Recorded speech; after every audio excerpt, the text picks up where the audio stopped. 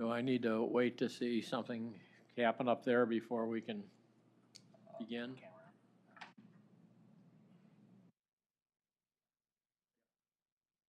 Fabulous, thank you. Well, good morning, everyone. Welcome to our first quarter 2025 regularly scheduled audit committee meeting, and pleased that everyone on the committee is here and on time, which is fabulous. But we'll memorialize that in the roll call if we could, Tom. Sure thing. Audit Committee Chairman Keith Libman. Here. Council President Dale Miller. Present. Meltree Sharp. Salvador Tallarico. Here. Richard Molina. Katie Gallagher. Here. And Michael Chambers. Right. Okay, well, that's we're off to a great start this year then. Next item on the agenda is public comment.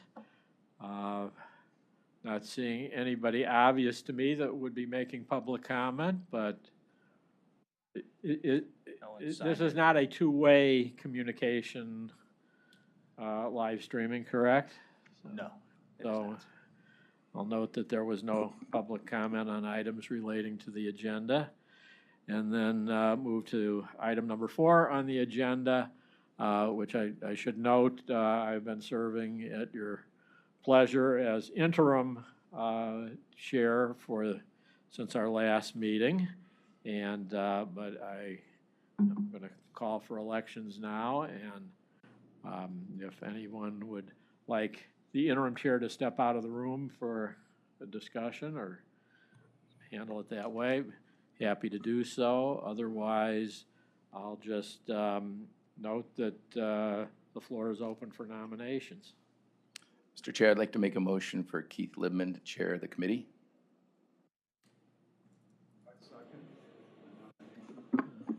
Thank you. I should note that's your first official act as a committee member, so I'm highly honored. That's all we do.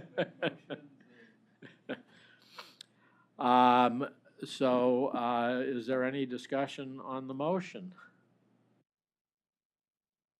Other than what I might say, which is, I certainly do. I'm honored. I think I probably said quite a bit at the last meeting, particularly about the shoes that I'm filling. I've already begun to interact quite a bit with particularly Corey in preparing for this meeting. I'm fully convinced that this is going to be a delight being the chair of the committee and continuing to serve at your pleasure until the next election, and you tell me otherwise. So that said, I will call for a vote. All in favor of the motion? Aye. Aye. I guess I should vote for myself. Any opposed or abstentions? Well then, again, thank you all for the confidence you're showing in me, and I would ask anytime I deviate from your expectations, please let me know. I think you've all been exposed enough to me to know that I tend to drift towards the informal rather than the formal, and be pleased to hear from you at any time about anything. Before we move forward with the agenda, I started to comment before we went live. The far left on the printed agenda is the suggested timing by which we should get through the meeting. I'm not going to say it is my highest priority that we land on time, but we have had a pattern in the past of going quite beyond what everyone expected, and everybody has busy calendars, and I recognize that. So we're really going to try as much as we can to keep within the time frames. See how I'm doing on that. So it's 9:07, so I should be done with my opening remarks here. So the next order of business on the agenda was to see if there is a call for an executive session. There is nothing that I have on my mind, and I've, thank you. I skipped ahead. The minutes of the December 10th meeting were distributed in advance. Hopefully you've read them. Does anybody have any comments or corrections to those minutes? If not, then a motion to approve. Second? Second. Do we need to do this by roll call, or is just an affirmative vote fine? Yes. All in affirmative. favor? Aye. Any opposed, abstentions? So the minutes are approved. So now I will ask, is there anyone who would like to request an executive session of the committee? Seeing none, we will move on to old business. And we have,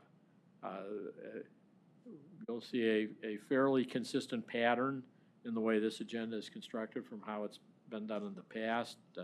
Corey and I have talked about a few subtle changes in the way we'll do things, but by and large, I don't think you'll find this to be significantly different. So, Corey, do you want to move forward with the follow-up from the fourth quarter? Yes, thank you, Keith. First, I do want to say welcome to Council President Dale Miller and Richard Molina to your first meeting today.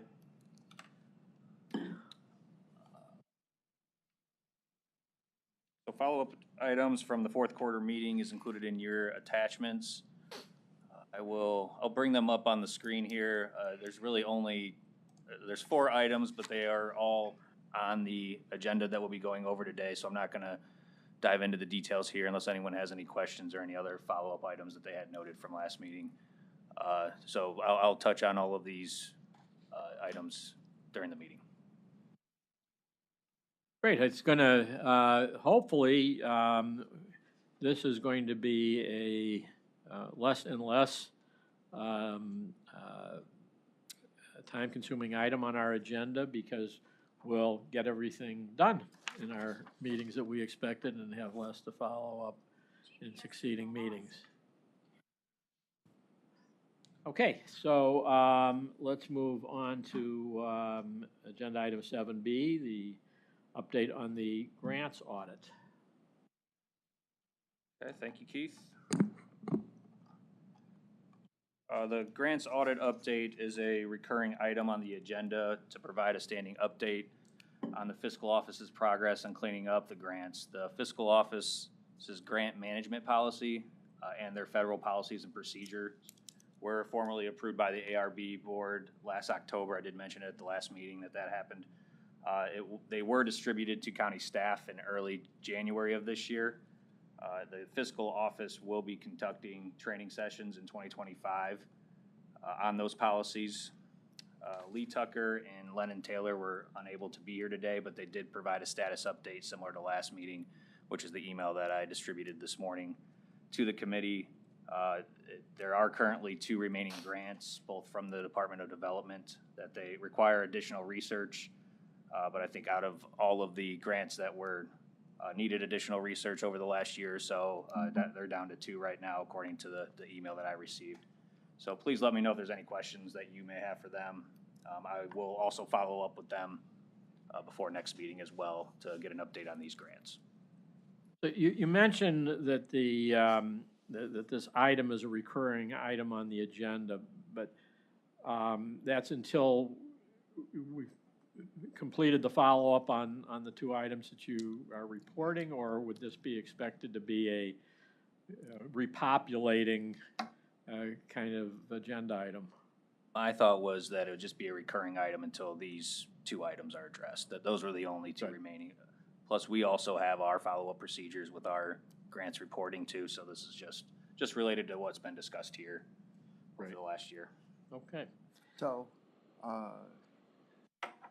may I ask a question? Of course. Yes. On these 2 grants, what would seem to be our options for how the overspending would be corrected on these 2 items?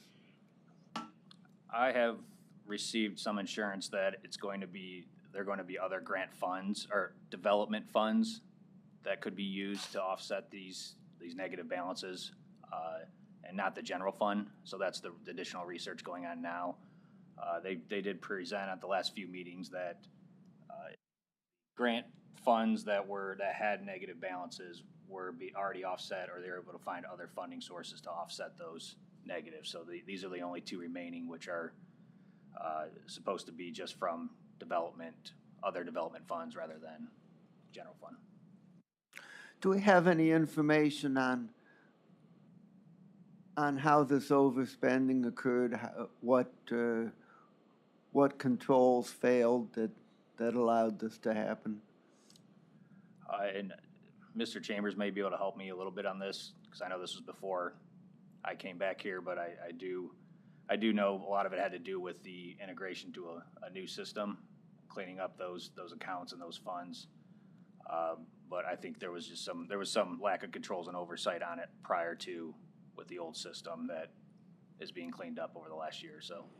I would agree with that, but I also think that there's staff turnovers, and then we split the two departments. We split development into two separate departments, which I think is part of it.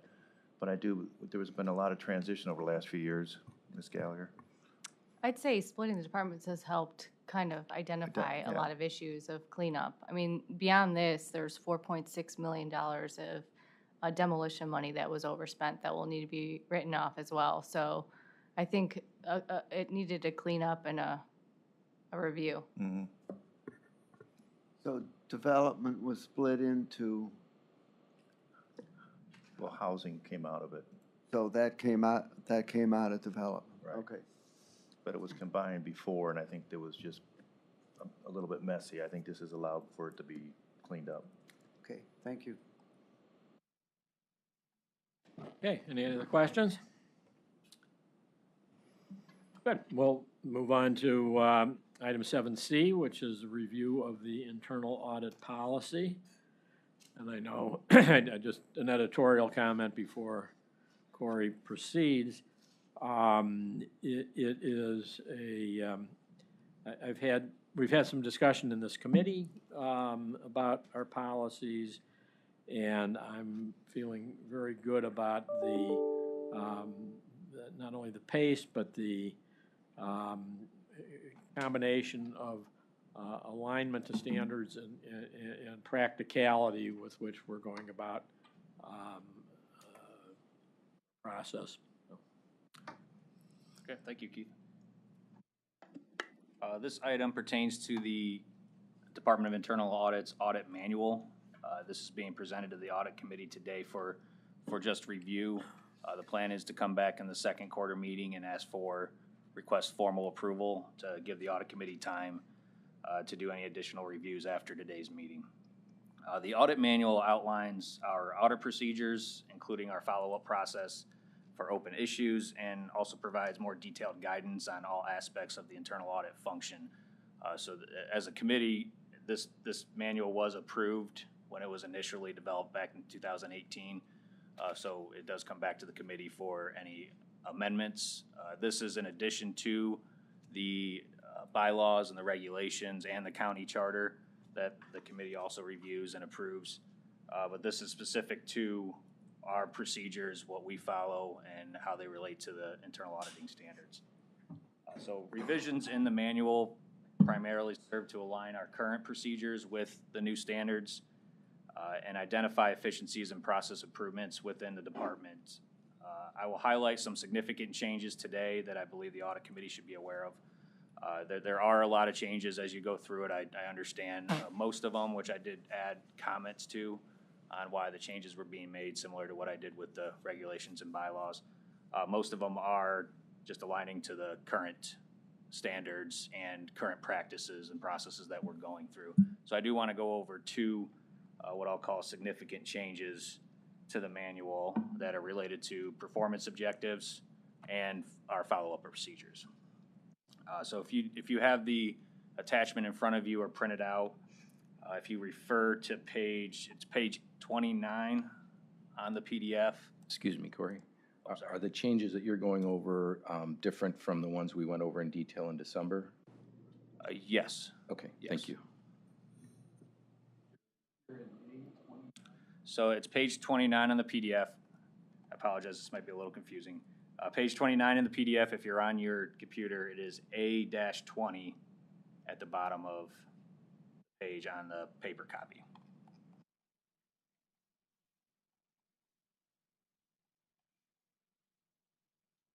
Okay, everyone good?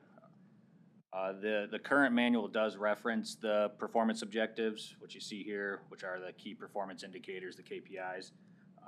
However, I don't think it clearly defines how they should be calculated or measured.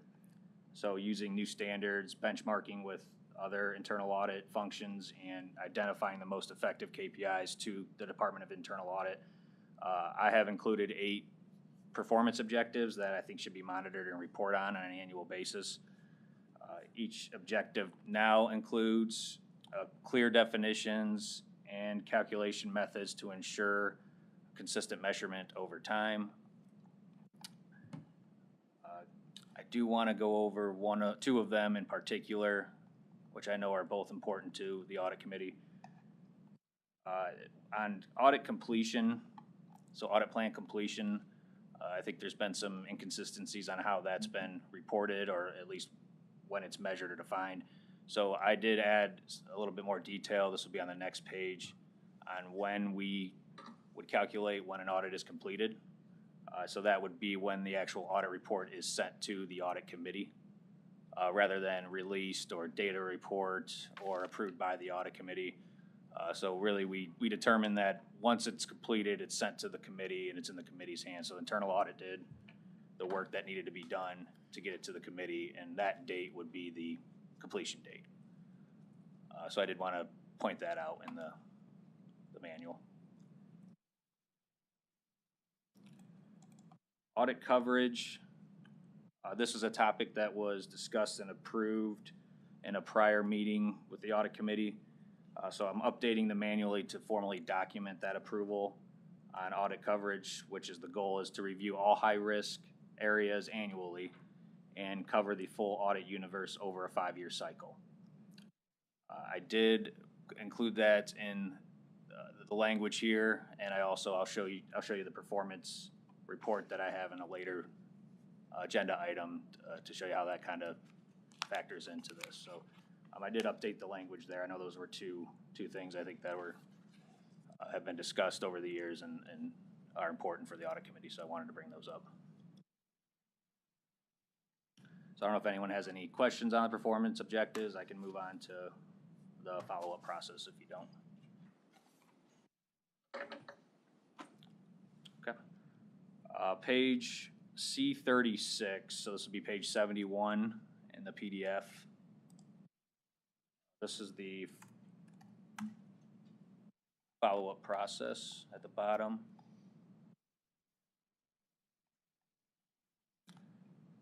You'll see language in this process clarifying the current follow-up practices, which includes our semi-annual report to the audit committee and the annual report to the audit committee and council.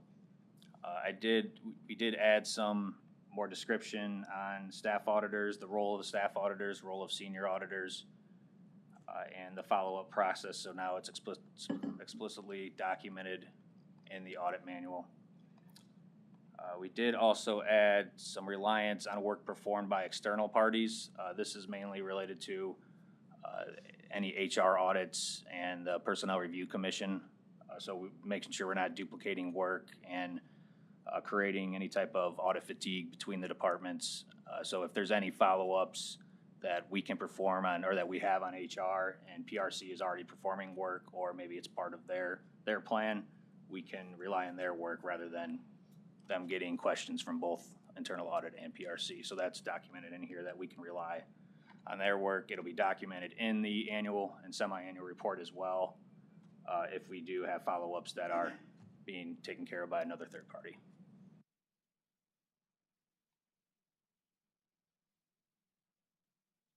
We are also documenting a process for escalating unresolved findings over time, which also should be in alignment with the standards.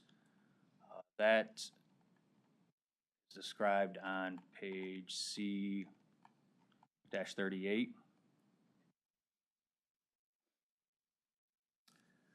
The process here as written is we will work with the executive's office to establish a risk tolerance framework for findings that remain unresolved after 2 attempts. If a finding remains unresolved after 2 follow-up attempts and exceeds the county's risk appetite, which such as like P1 findings, our priority 1 findings could be an example, the director will formally notify that the issue will be escalated to the executive's office. We'll notify management, the director, that'll be escalated to the executive's office. And again, this is after 2 follow-up attempts. Escalation does trigger 1 final opportunity for corrective action. If the issue remains unresolved after that 3rd follow-up attempt, the finding will be classified as a risk accepted in our reports, and the audit committee will be formally notified of the status change. So at that point, the committee may request management to discuss the issue at a future meeting. This process does ensure that the findings are addressed in a timely manner and do not remain unresolved indefinitely. And again, these are more of the high-risk items that we believe need to be escalated. We can make a determination on the lower-risk ones on if risk is just accepted, we'll include it in our report and document it, but the higher-risk ones is the ones that go through that escalation through the executive's office, through the audit committee after so many attempts. Go ahead, Miltreese. Well, risk appetite is defined, but not here at the county yet. That is actually part of, it could be part of an ERM, a bigger enterprise risk management program. But that's something we need to work with. We can work with internally with the executive's office to define what that risk appetite is. But right now, it's, to me, it's more of the P1 issues. Anything a P1 will go through that escalation process. So I have a question and a request. The request is, as you follow the escalation procedure outline, will you be keeping a sort of a log of that? And is that something you can make available to the committee so that we're not just notified at the end of the process when there's been no responsiveness, but we can sort of see the train coming? Is that a reasonable request? Yes, that's what I imagine as part of the process is when Okay. that does come up, the audit committee is notified right away. So that's, again, that's after 2 follow-ups, discussion with directors, discussion with the executive's office, and then attempt to have a 3rd follow-up. So after that, it would be escalated up to the audit committee, and it would be communication through an email right away, and then also on the next agenda. Well, I guess I was really looking to an earlier point.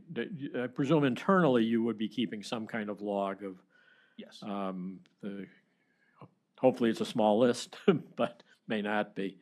We might just want to see that to have a notion of the magnitude of the issue just before something actually escalates to a point where we may need to discuss it. Okay.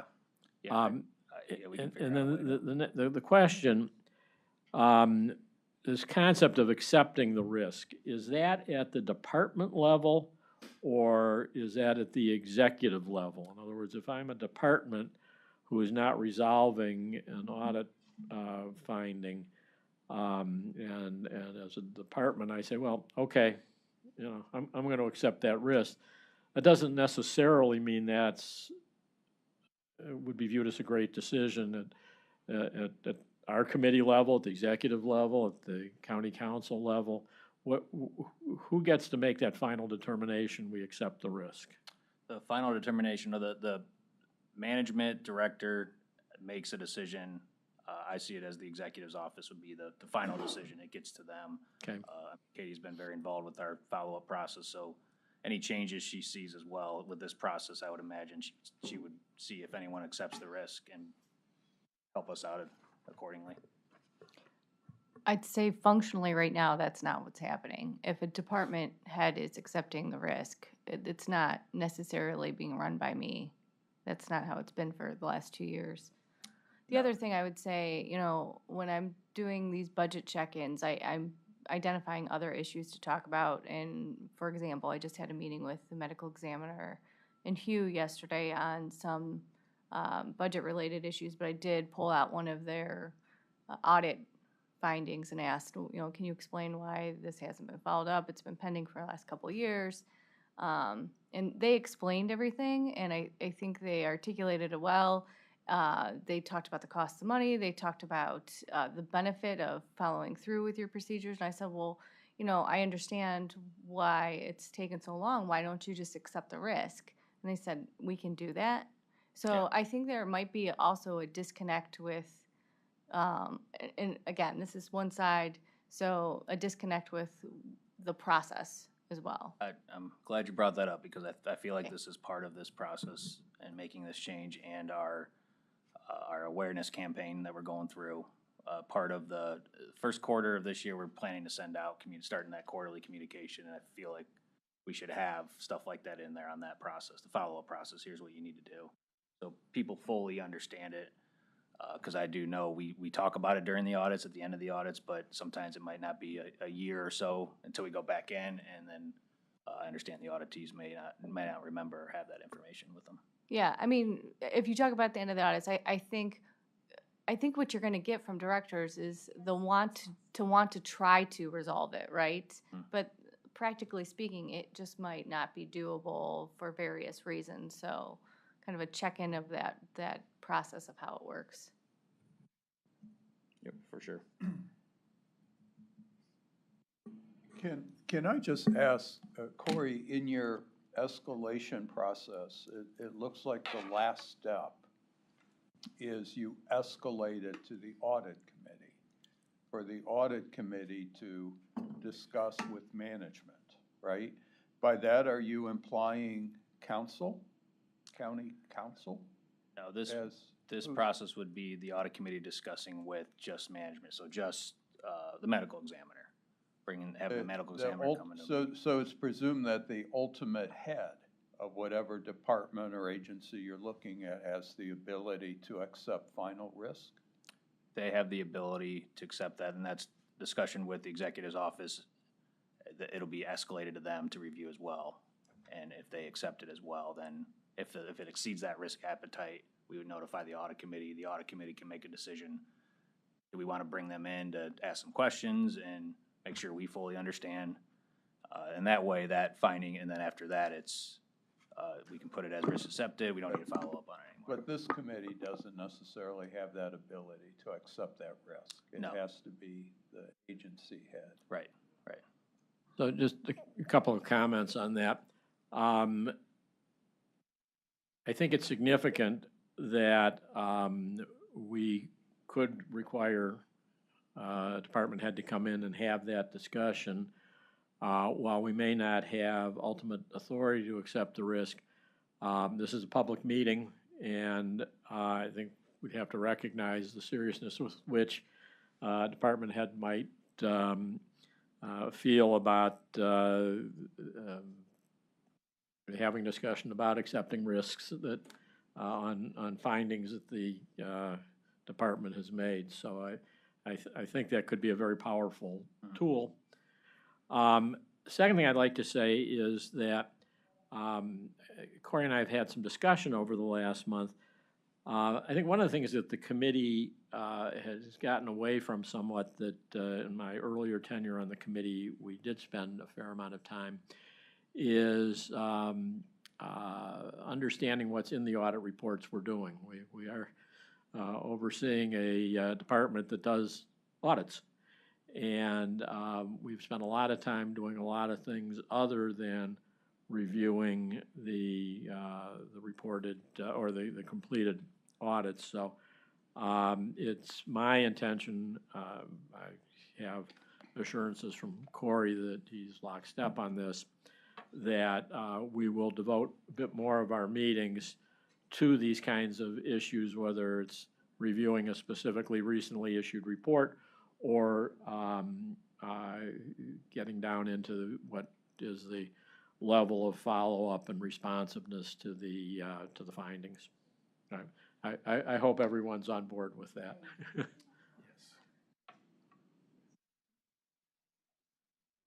Okay, Councilman, thank you so much for being here. Appreciate it. It was instructive even in the short time. And I Well, look forward to continue with you, and thank you for this important work. we're going to be looking forward to your participation. Thanks. And welcome to the table, Trevor. Trevor, did you want to come over here? I know this is your We're out of sorts now. Okay, is there more to your report here?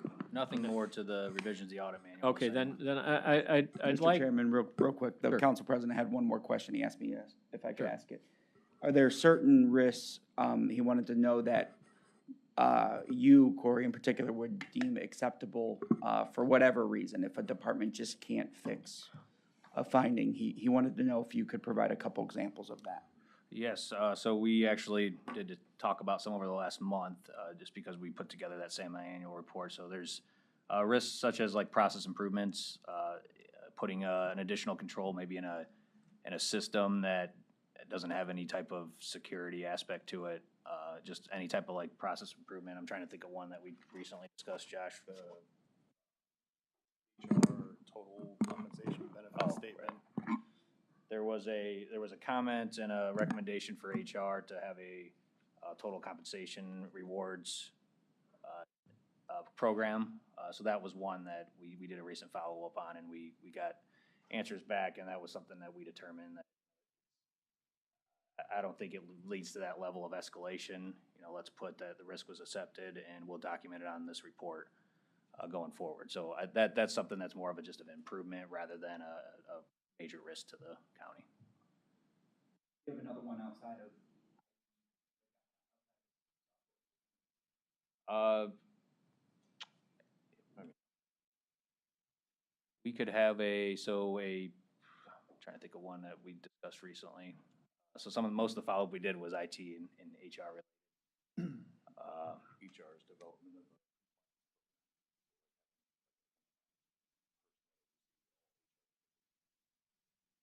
Right, yeah, so the HR, the whole HR compliance program, so really just having a recommendation was to have someone oversee that program. And that, I mean, you wouldn't have to hire someone, you know, we wanna make recommendations to spend money if we don't have to, but that was just a recommendation on more of an improvement rather than a high-risk area. So that's another one. I mean, there's one on child support that we're talking about right now on cash collections and it goes back to a system, but utilizing a system to track the receipts that we've been talking about. Is that something that needs to be escalated? Is that more of a lower risk? So that was like for example, that wasn't a P1 that we would consider escalating, but if we feel like it needs to be escalated, we. So what efforts do you have to really define what should be escalated and what should be appetite, what's important?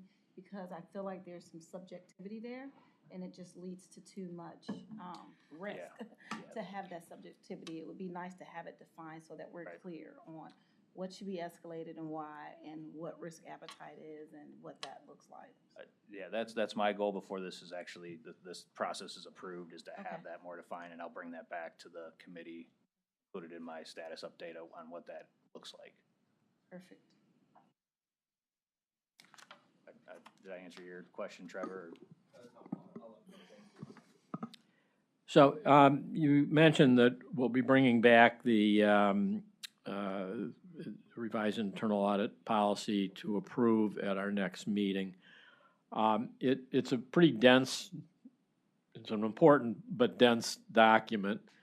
What I would ask is that if you would provide that to the committee significantly in advance of the meeting, and then I would ask the committee to review it, and if you have questions or suggestions, why don't you please submit them in writing back to Corey. Certainly feel free to copy me, and let's see if we can't address any lingering issues out ahead of the meeting, so we can bring to the meeting a well-reviewed and ready to approve document. So I know you'd be doing that homework anyways. Just do it a little earlier, and let's see if we can use email as a tool to help us. Okay, so moving on. Could I yep, just add one please. thing, please? Yes. I did, I thought it was a good job of trying to link in the new standards into this. I had a need to go back for a second time and look at the new standards, and it was like right before I read this, so it was my first time. I thought it was a good implementation. I do have a question about external review.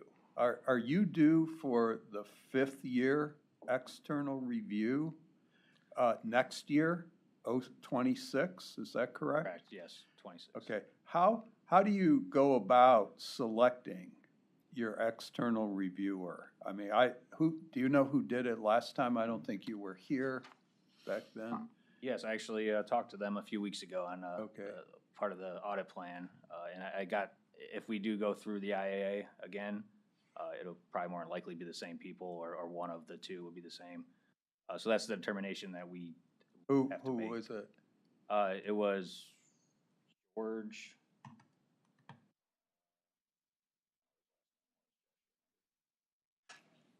Oh, they work for the IIA Oh, yes, in yeah. Orlando? I Yes, see. yeah. Okay. George was one of them that I actually All right. talked to. So yeah, it's the actual IAA Okay. that the Alright, county understand. contracted with back in 2021. So a determination needs to be made, which will be Yeah. something brought to the committee, is how we want to go about that. Is, do we use the IAA again, or ALGA has their own peer review process as well? And then, I'm sorry. Oh, go ahead. And then as part of that prep, I assume somewhere you'll have kind of, some kind of document, under the standards, it gives you,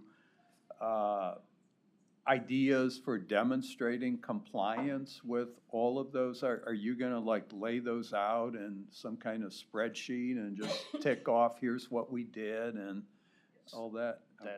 That's Very part of our annual internal assessment that we do as well. I know with Okay. the new standards, we have to create a whole new one, but no, that would be the goal for a year from now to have that completed. Okay. All right, thank you. Okay. All right, let's move on to other business. We, agenda item 8A is the external audit entrance conference. We have that scheduled for a week from today. February 7th. Right, I think that's a week from today. And at 11 a.m., it's a virtual meeting. Hope you all can attend. Who besides the audit committee would be attending that? The audit committee, the fiscal office, external auditors. That's all that's on. Okay, and we have that scheduled for 1 hour. I'm delaying leaving for my vacation until that meeting is over, so if I can move that one along, I will do so. Any other comment about that meeting or questions? Terrific. Item 8B, independence of audit personnel. Corey, you want to address that? Yes, thank you, Keith. In accordance with internal audit standards and our internal audit regulations, we are required to complete, every auditor is required to complete a statement of independence from county management, and we are required to confirm that independence with the audit committee, so that's what we're doing today. Every employee in our department is required to complete this independence form to show independence from county personnel, vendors, and processes. So through the 2025 review that was just completed by our staff, no auditor's independence from our department were impaired. So if there's a chance for any independence issues or threats, they will be identified and addressed accordingly, and the audit committee will be updated if that does impact the audit plan or any engagements. Okay, any questions, comments? Terrific. So the Ohio legislature has given us a new tool Hey, Keith, to. I missed one, Oh, I'm sorry. the resident member. Oh, Just acknowledging that, I'll just acknowledge that the Yep. residents all completed their independent statements and sent it, the IG received it and I received it, so thank you. thank you all for getting that in without our needing to pester anyone. Mark, are you going to report to us on the options that we have with regard to House Bill 257? Let me sort of cut to the end, not to preempt anything you're going to say. It is not my intention to have a lengthy discussion today on how we might want to react to the options that the bill will give us. We want to learn today what those are, and then going to ask the department to try to formulate a policy. I'll try to weigh in on it, and I'm sure Mark will as well. So this is sort of for information, but we're not going to try to drill down to a final policy today. Sure. Thank you, Mr. Chairman. Yeah, and I recognize the committee has previously acknowledged the importance of in-person attendance and the value of being present in the room together. But the state legislature enacted House Bill 257 that had adopted the new section of the revised code 121.221 that does not become effective until April 9th of 2025.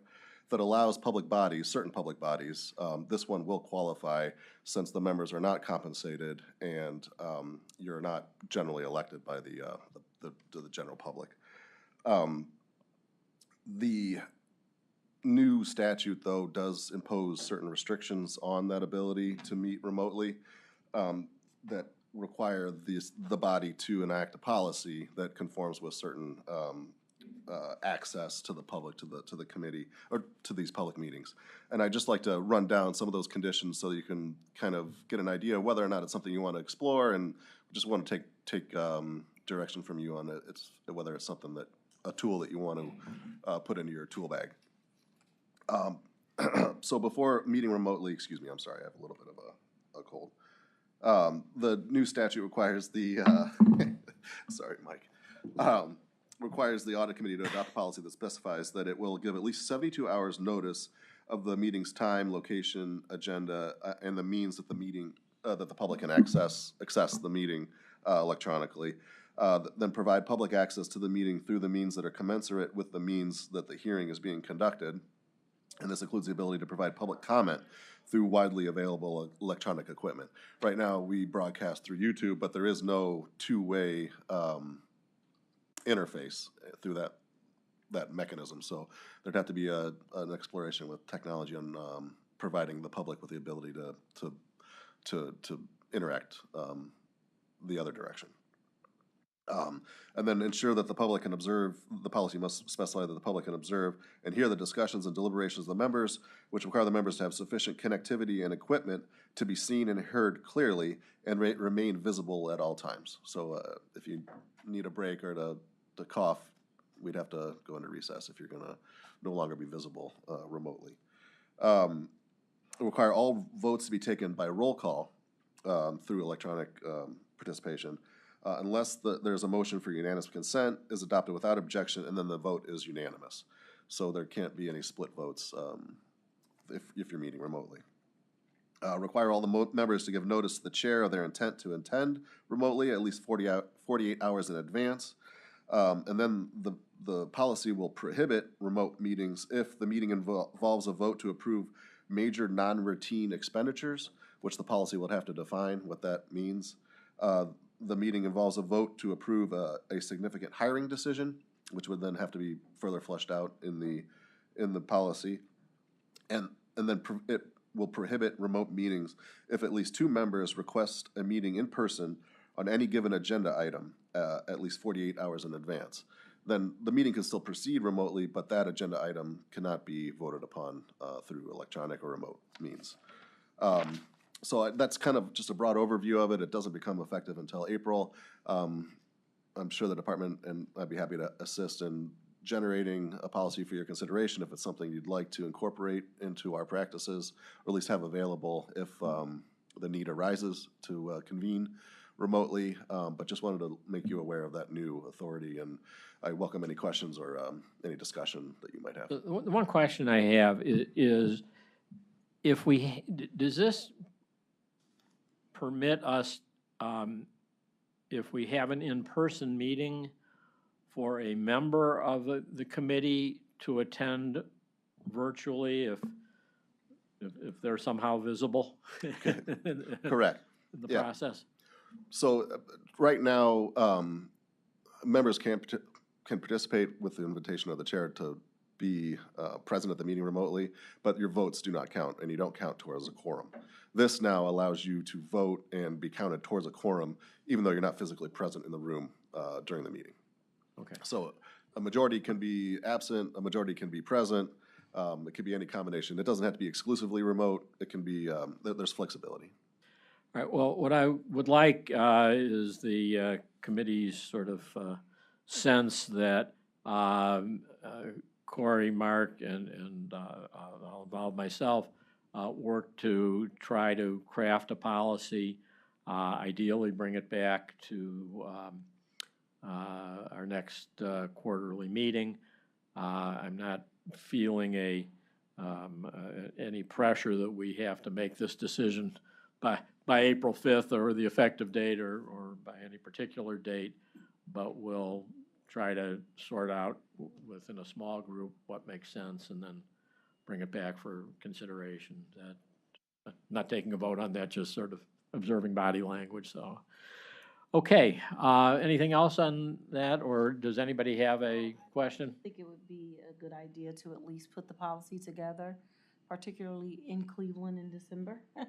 I think it's just a good idea to have that option available. I think that's where we're leaning. Okay, I will point out we're less than 10 minutes behind schedule, so I think that's not bad, but not perfect. But so the 2025 audit plan, please, Corey. Yes, thank you, Keith. The 2025 audit plan was presented at the fourth quarter meeting and tentatively approved by the audit committee to be considered today with any adjustments. This allowed us to begin work on January 1st on the plan. Since that meeting, we have engaged in discussions and held meetings with auditees to confirm that the plan remains feasible, and we had to consider some adjustments. The updated plan is being presented for final approval today. It's included in your attachments as A-8.E.1, also up on the screen. I have redlined the changes and added comments for reference. There are two significant changes that I do want to note that are on page 3. And I will go down to those. A removal of the Cuyahoga Green Energy Consulting engagement. If you recall, that was included on the tentative plan to at least have the meeting to see maybe if there's any areas that we could help in the Division of Public Utilities. So we met with them in December after the December meeting. We did learn that they are still in the process of developing policies and procedures in this newer area.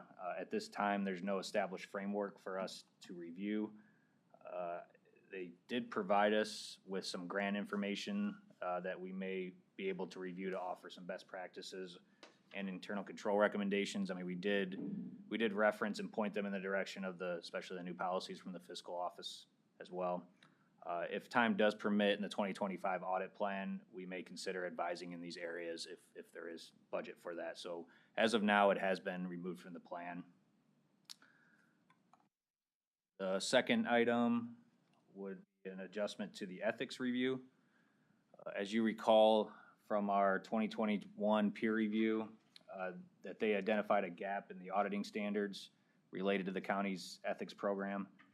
To address this, we did include the ethics review in the 2025 audit plan, which was the intention to collaborate with the IG on an assessment. To gain some clarity and based on discussion at last committee meeting, I did recently speak with the peer reviewers about their original recommendation and how it does align with both the old and the new standards, particularly given that the county does have an independent IG. They did clarify that we are expected to annually assess the governance of the county's ethics program and identify potential gaps that may require for further review, not necessarily to perform an audit in that area.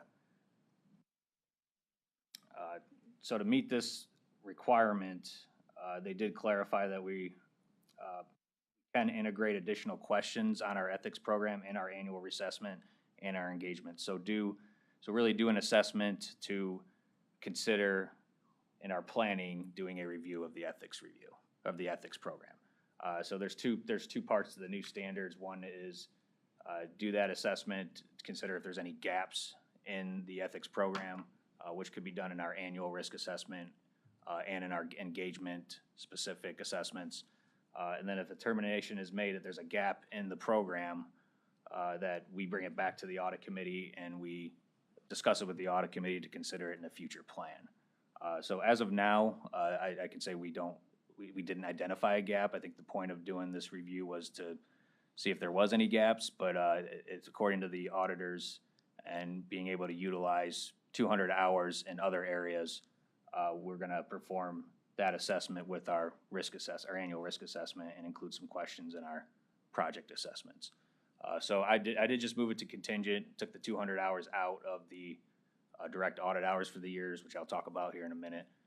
But I do want to let the committee know, at least on the tentative plan, I did remove those two items as of now. I don't know if anyone has any questions on the updated plan. Any questions? Mr. Chair, I make a motion to approve the 2025 audit plan.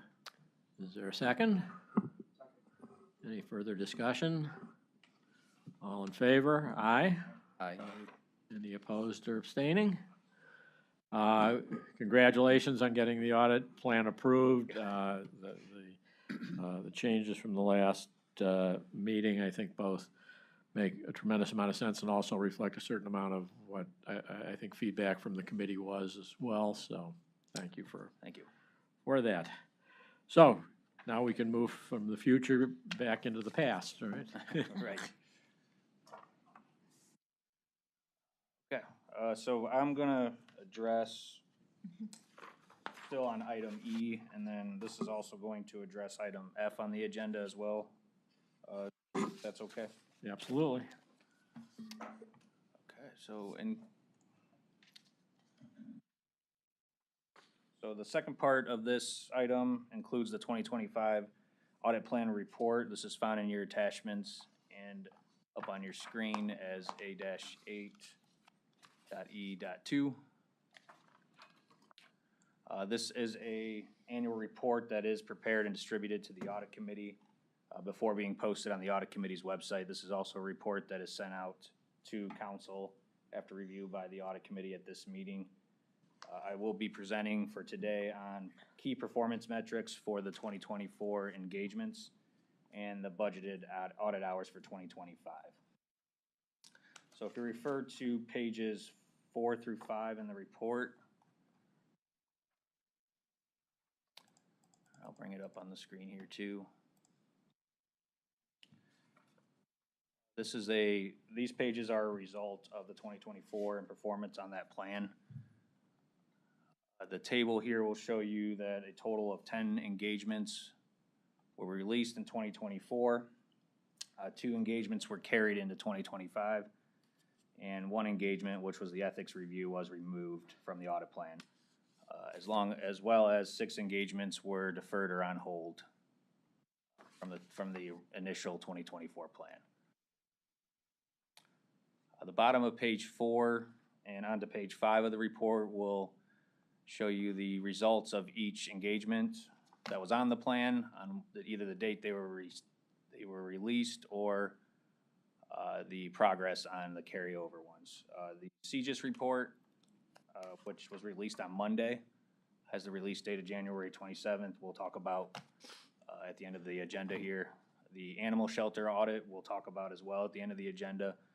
That is the only audit from 2024 that remains open.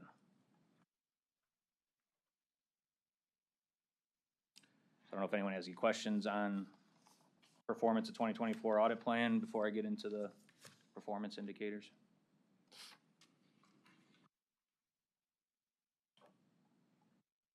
Okay, pages 6 through 7 of the report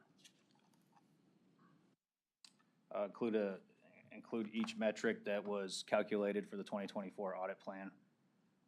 If you go to page 7, you'll see a table of all the KPIs. The audit plan completion of the whole audit plan was 84%, so 10 out of the 12 approved plans or engagements for the year were released by the end of the year. This did exceed the 70% departmental goal for 2024. Resource utilization is below the 60% target for the year, but I will note that we do keep track of that monthly as well. The December resource utilization was at 64%, so hopefully we see that continue. Utilization was lower during 2024 just because of that 4-month span where we were without a staff auditor and the transition to the new director during the year. Audit coverage, which is also a key KPI. We were close to 50% of the total audit universe that was covered throughout the year at 49%. And the high-risk coverage did reach 50%, which did fall short of our goal of 100%. But I do want to note that that was due to, we did have multiple sheriff office audits that were in the plan that were deferred. So that's really the main reason why we didn't hit the 100% last year.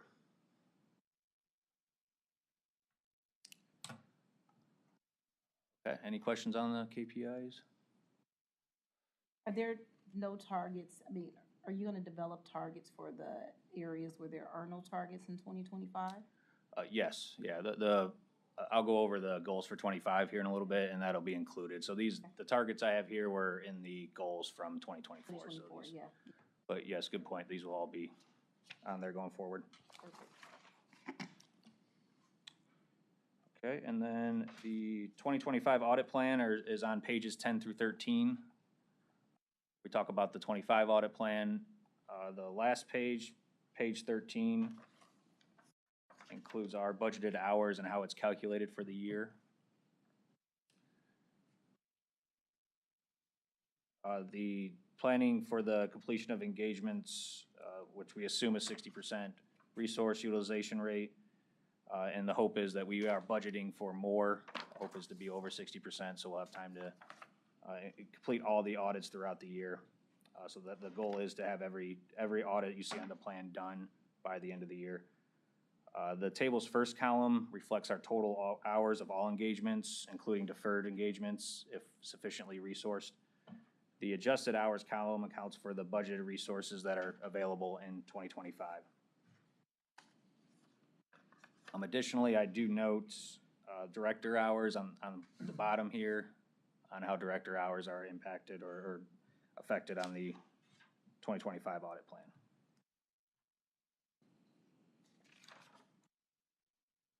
What is your expectation of the frequency with which you'll report KPIs to the committee? KPIs will be reported annually, but they will also be included with any KPIs that we can include in current BVA updates, current engagement status that Josh goes over. They'll be included in there as well. Okay. And surveys. I'll continue to send the surveys monthly if that's what the committee wants, part of the KPIs.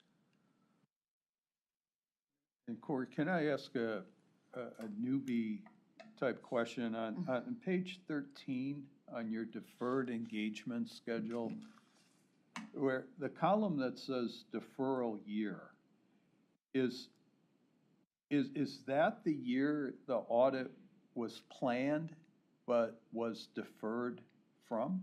Is that what that means? Yes, So, that's the first year it was included on the plan, or intended to be included on the plan. okay. 'Cause Would you like a little color on the jail? Is that where we're going?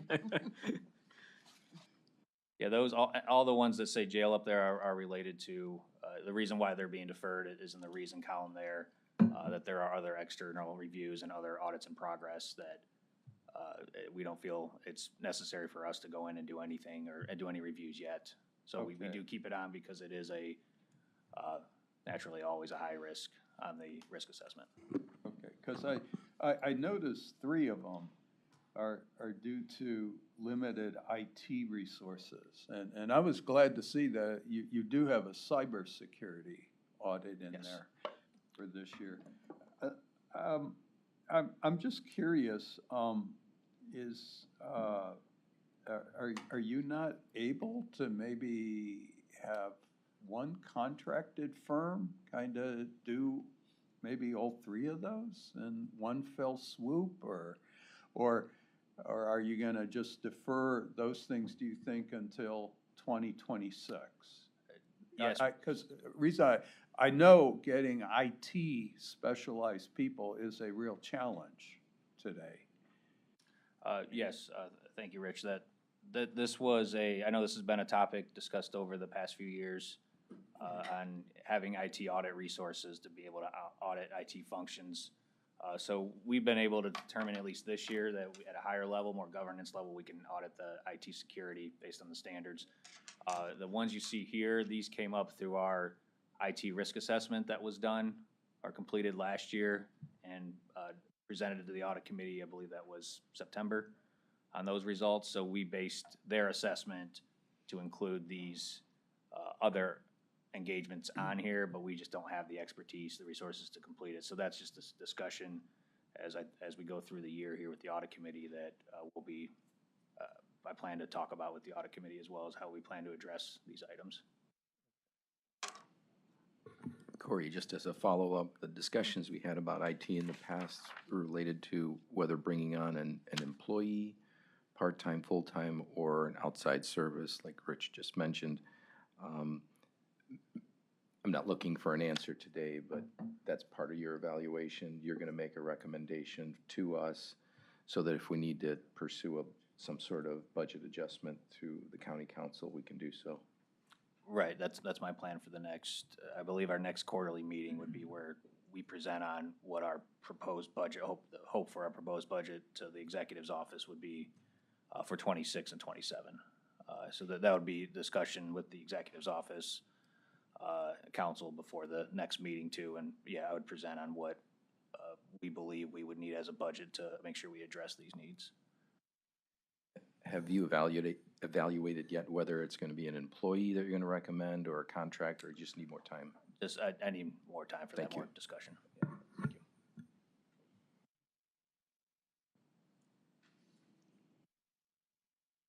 Okay. Any other questions on the audit plan report?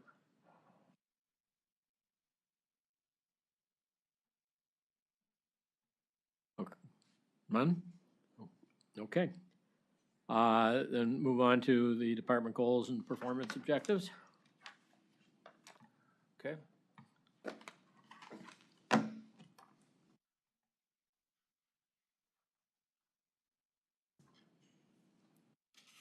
Okay, the 2024 department goals, the results of 2024 department goals and the 25 goals are included in your attachments as A-8.G. Auditing standards do require both discussion and approval of department goals, so I have outlined the 2024 results first, and then I would respectfully request approval on the 25 goals with any amendments that the audit committee may have. So the results of the 2024, despite a year of staff turnover, software implementation updates, and changes to our internal auditing standards, I do believe the audit team did successfully meet or exceed department goals by the end of 2024.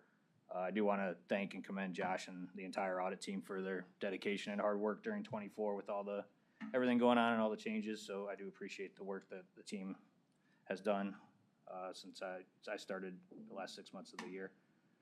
Some of these goals have been carried over into the 25 plan. I don't know if you want me to go into details about the 24 results. I try to document here how we met or exceeded the goals by the end of the year. So if anyone has any questions or want me to touch on any of the goals, I can go through it. I think a great job of summarizing here, and maybe if you move forward to the 2025 goals, that may spark a question that goes back to 2024, but. Okay.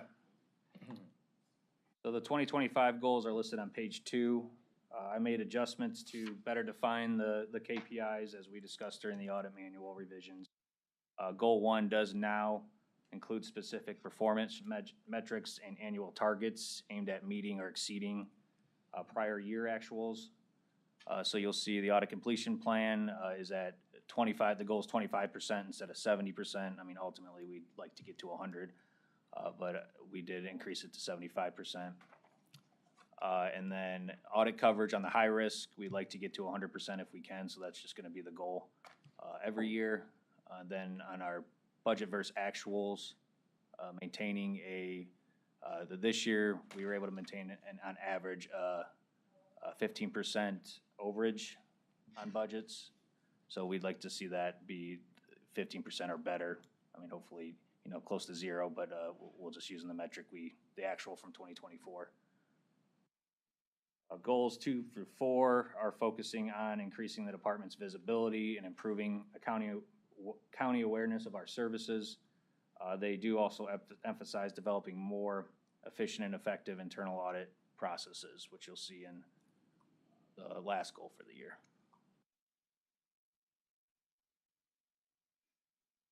If anyone has any questions on those.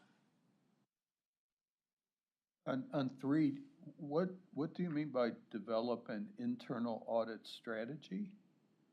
Yeah, so the new standards do require us to develop an actual strategy going forward. That would be part of the goals that we're going over here as well.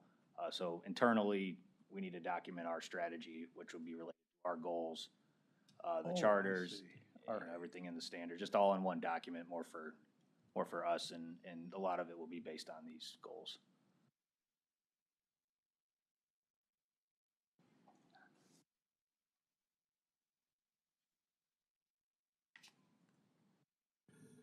Corey, if I'm not mistaken, you don't need formal approval. This is just a presentation for the 25 goals, or do you need I would approval? request formal approval on the goals if everyone's okay with it. I'll make a motion to approve the 2025 goals. Is there a second? Okay, before we vote, I think this is a very clear and concise presentation of goals.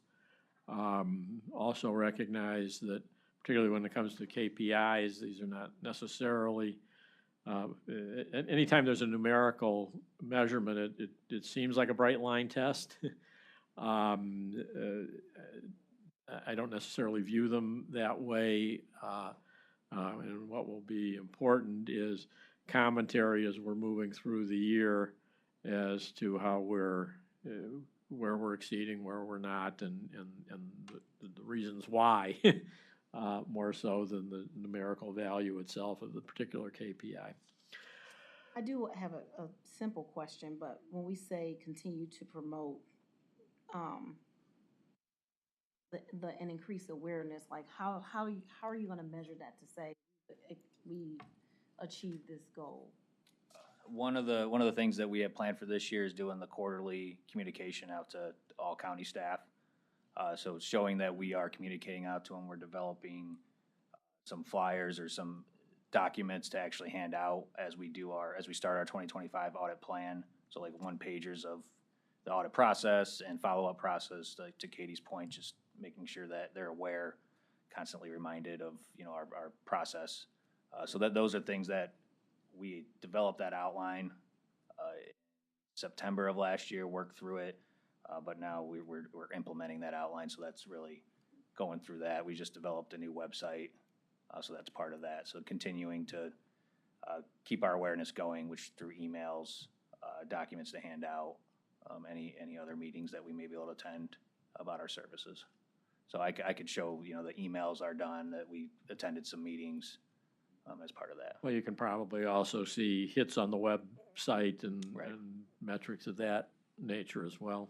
Right, and I'll send the website out to the committee next week when I send the update for the month, so you can see it too.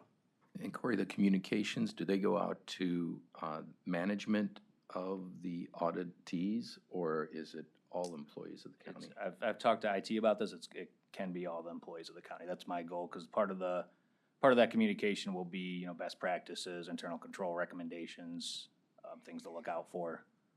So more like articles, help documents too. So my goal would be to make sure everyone in the county sees it, all staff. So anything like that that's sort of a broadcast in nature, why don't you send it to the committee as well? I think it'd be interesting for us to see what's going out. Thank you. Okay, there's a motion on the floor. It's been seconded. Any further discussion? All in favor of approving the goals for 2025? Aye. Aye. Any opposed or abstentions? There are none, so it's passed, and thank you for a great presentation and creating a document we can understand. Thank you. Okay, that takes us to item 8H, Quality Assurance and Improvement Program. Yes, okay, thank you, Keith. Our IIA standards require us to annual report on an internal assessment results that we go through every year related to the conformance of auditing standards. Going forward, because probably remember we just reported on this in December. So in December, we reported on 2023 results. Going forward, our plan is to report on the prior year results in the first quarter meeting rather than the fourth quarter, to provide some timely results to the committee, to make sure that we're still following standards. So the report in front of you for review today, and I don't believe there's no action needs to be taken on this. This is for 2024 results, which is very similar, actually the exact same as the 2023 results. We still have the 2 partially conforms items, which specifically relate to the having access, free and unrestricted access to county records. Those are, since it's not in the actual county charter, which is part of the county charter revisions that has been discussed over the years, that still is going to stay as partially conforms until that's addressed.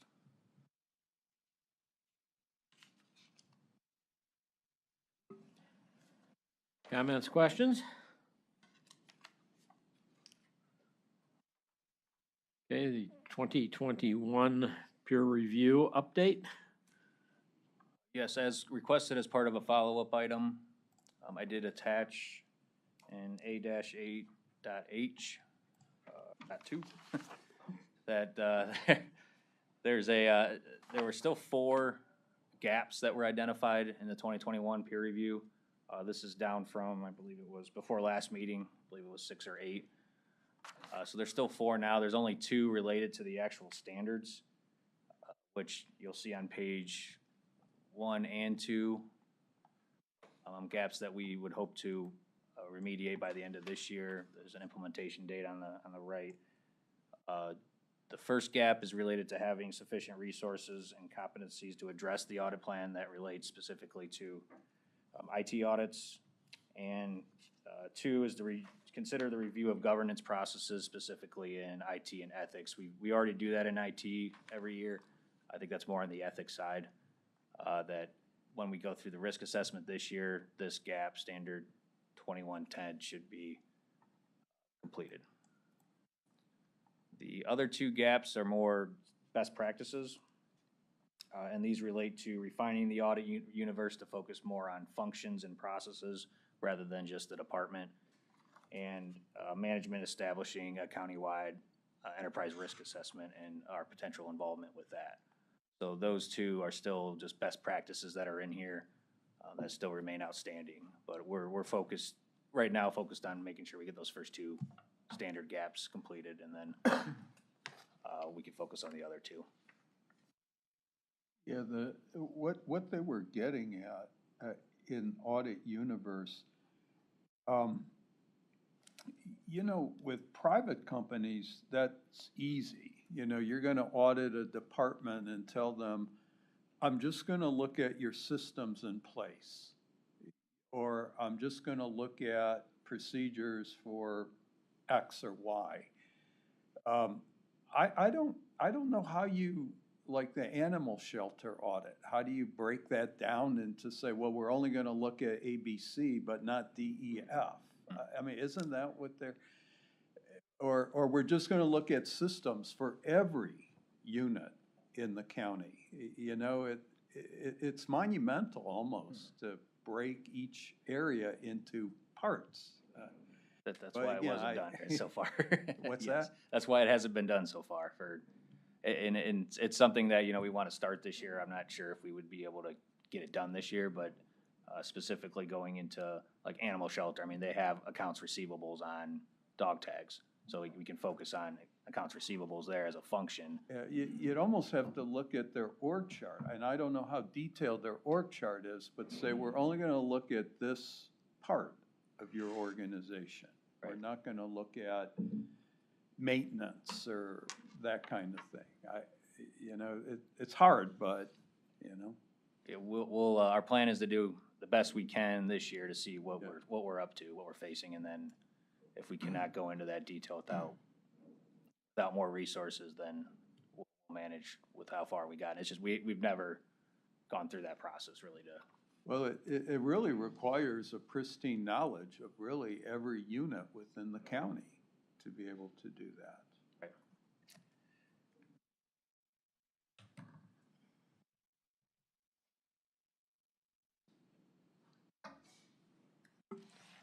Thank you. That it? Okay. Any other questions? Okay, we'll move on to the semi-annual issue tracker report. Okay, I'm gonna hand it over to Josh here to run through that. Right, so, the issue tracker report, it hasn't deviated much from what you've seen in the past.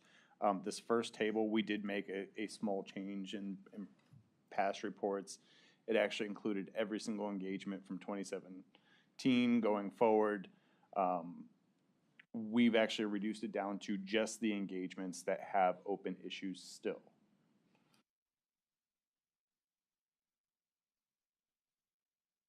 Go. The second page is the second half activity. Actually, anything in that peach color highlight shows anything that's related to second half 2024 activity. So that's June 30th through year end. We did release 3 audits, so we ended up adding 41 recommendations to the issue tracker itself. During that second half, we conducted testing on a total of 75 recommendations from past reports. They're all listed based on results. So that first table that kind of shows the closed, those were either withdrawn, fully resolved, or the risk was accepted within the appropriate tolerance of appetite. 43 of the 75 that we tested were closed. The remaining 32, they'll stay open. We will follow up in future years using the new process on follow-up for escalation if need be. Those are all determined either partially or not resolved. On page 2, risk was accepted based on our discussion, considering what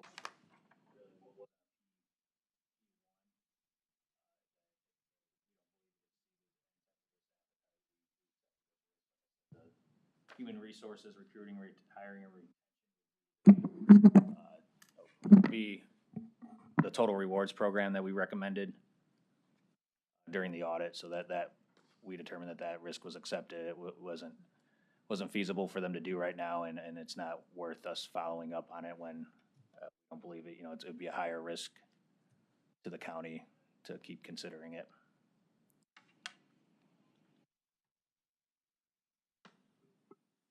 If we could go back to page 1 for a minute, and I think this is actually a document that I should have thought was satisfying that log I mentioned earlier of giving us sort of an early warning of what was coming down the pike that might really have to come before the committee. But if I look at the column under, on page 1, open recommendation count high, that totals to 93. That's the population that, at least at this, or as of 12/31/24, if not resolved through the process that was described earlier in the meeting, we might be chatting about here at the meeting. Right. So we're going to have to either get resolution through the process on a high number of these, or schedule extra meetings for those that may get escalated to the committee. But I am right, that is the population we could be dealing with. As of now, it is. As of yes. now, right, okay, thanks.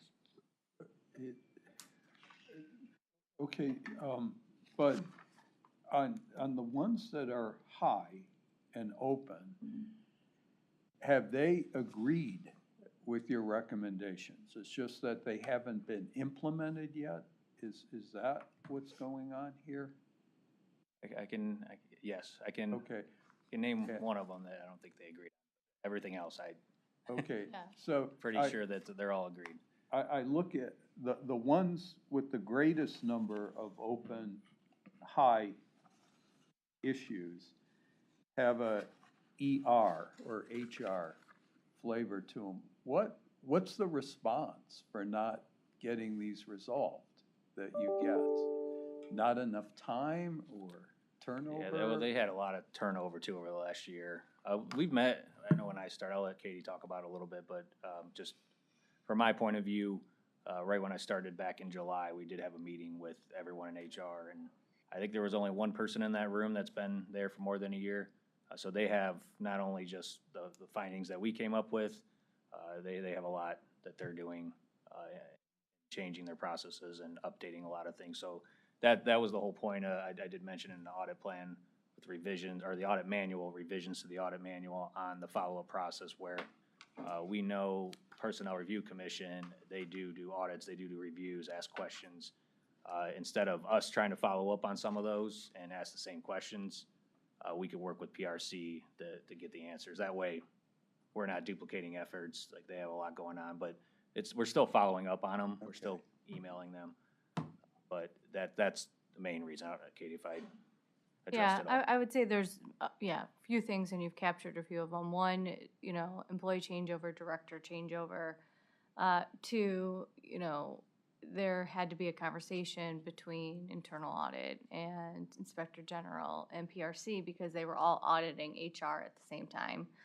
And just kind of making sure we're aligning and picking lanes of who's doing what.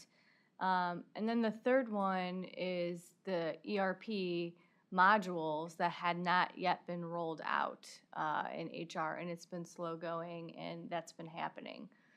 So HR is fully aware that there's a lot of work to do, but there is slow progress, I can assure you. And for all the other open, I mean, the reasons you get do they kind of make sense along those same lines? Understaffed or new people? In other words, are there any people that are kind of like, or departments in disagreement, or, not of a cooperative tone? No, I wouldn't say not of a cooperative tone. Well, from my experience, Okay. I don't think that's an issue, especially over the last 6 months. One of the things too, I think internally in our department, I mean, we did have turnover in 2024, and I believe, and correct me if I'm wrong here, Josh, but 2024 we had to try to make sure we put more time aside to focus on these, just because of all the issues. Okay. So this is a process that I think we're focusing on more now, and we're considering some efficiencies in our department to speed it along, and working with the departments and working with the executive's office. So I think there's a lot of moving parts, at least over the last 6 months, and you could put some of the blame on us, I guess, that we just didn't have the resources during last year to really keep following up on these items. But so far, I mean, everyone's been cooperative with us to at least give us answers. I mean, very, very timely, sometimes too timely, some of the answers we get. I'd say just on the first two, and there might be more.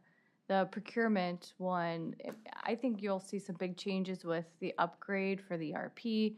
Some of the things we've identified what the current module can do, but that will be more with the upgrade. We're not getting the constant updates, and so that will help in the next few years.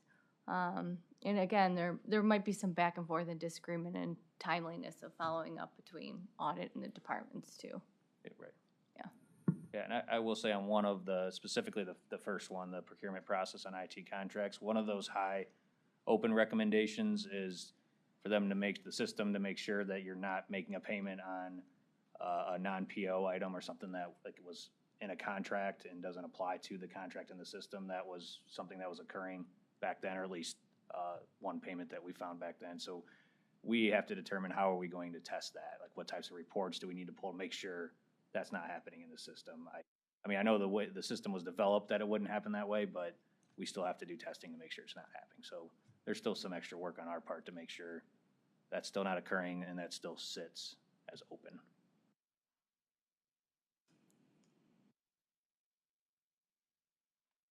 They're probably due for an entirely new audit. I mean, Since 2018, 2018, 20, right? 2021. Come on now. Okay.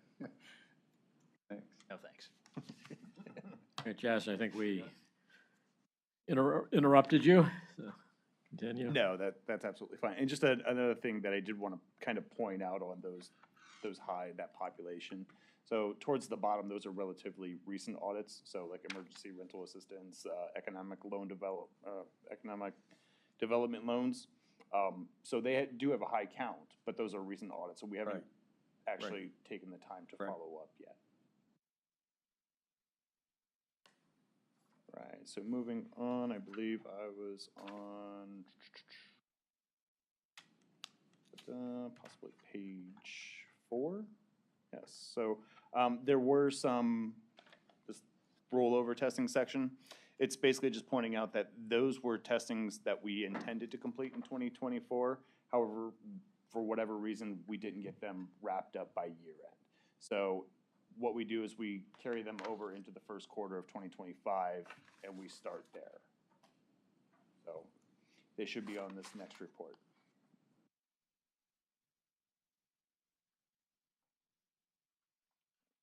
So this next table in blue, that's basically the status of, you know, the issue tracker as a whole for 2024, meaning all those closed. That's actually the testing that we conducted for the entire year, not just the last 6 months. So for the entirety of 2024, we ended up closing 76 of the recommendations that we performed follow-ups on. And this next page where it still shows them open, and honestly, that's basically a reiteration of the table on the first page. But it does show the totality. It's meant to show the totality of everything throughout the year.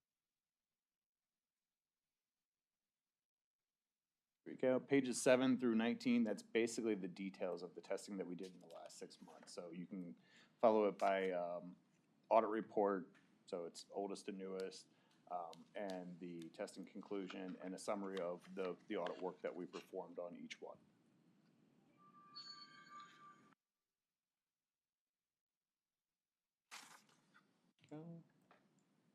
Questions?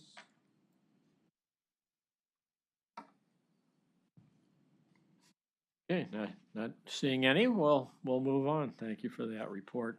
Sure. Okay, item 8J is director evaluation, so let me talk a little bit about that. Corey and I have had a fair amount of conversation. Oh, please. I apologize. Sure. You know what I think might be helpful with this as well, like, if we're identifying the issue in a certain year, maybe after you get an agreement with the department heads, you can kind of estimate when that will be resolved.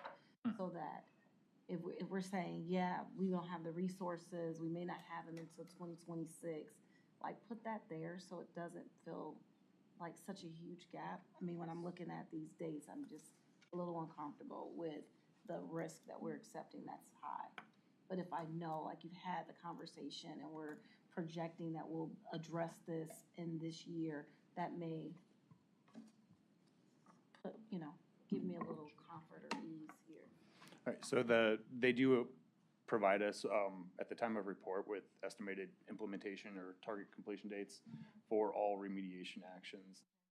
So our testing, how we do it is we don't actually go in and follow up with them until they've had a chance to do that. I mean, we'll kind of like reach out occasionally and say, hey, how's it going? Kind of keep the pulse, keep it on the radar.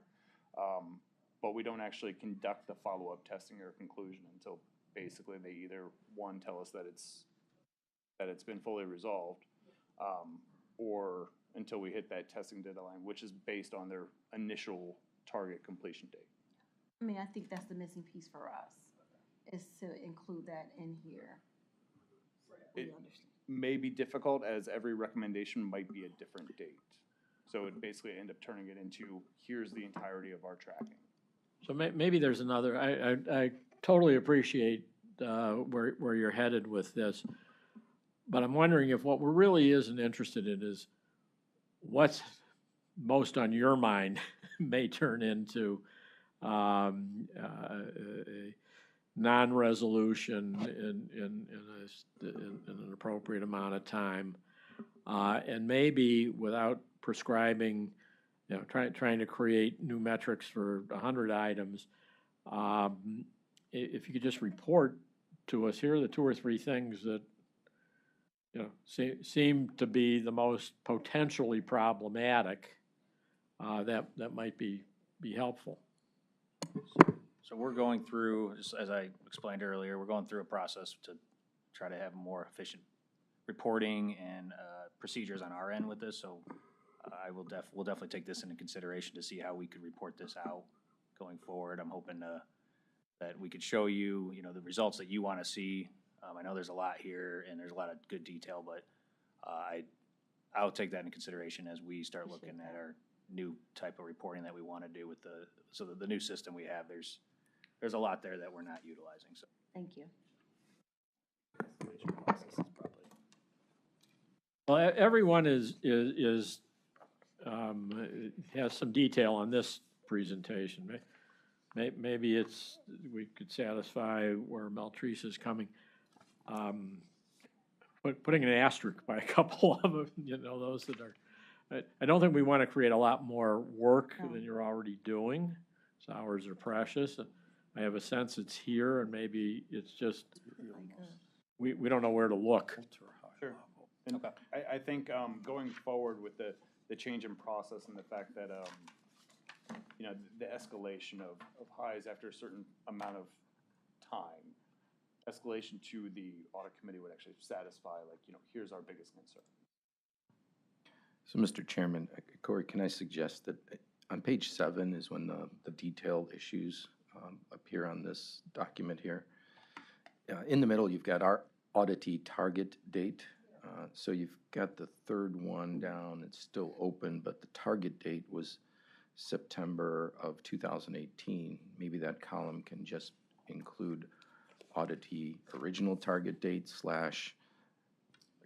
revised. Yeah. Yeah. Meltrice, would that help? I think that would be helpful. Understood. Great. Okay, then moving on to the director evaluation item. I started to say, Corey and I have had substantial discussion about what the process ought to be.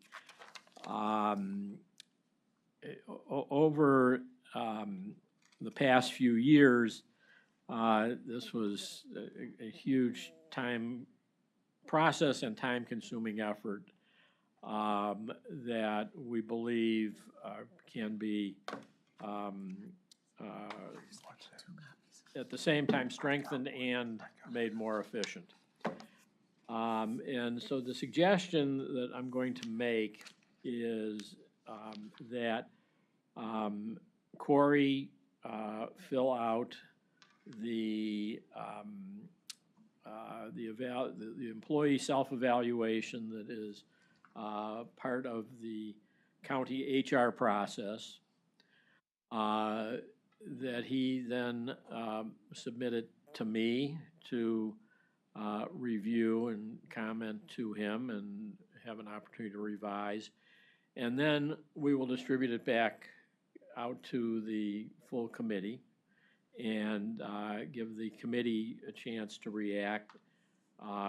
Committee could react in a number of ways. It could be with emails back to Corey and me. It could be some phone calls. It could be a meeting called for that purpose. It would take on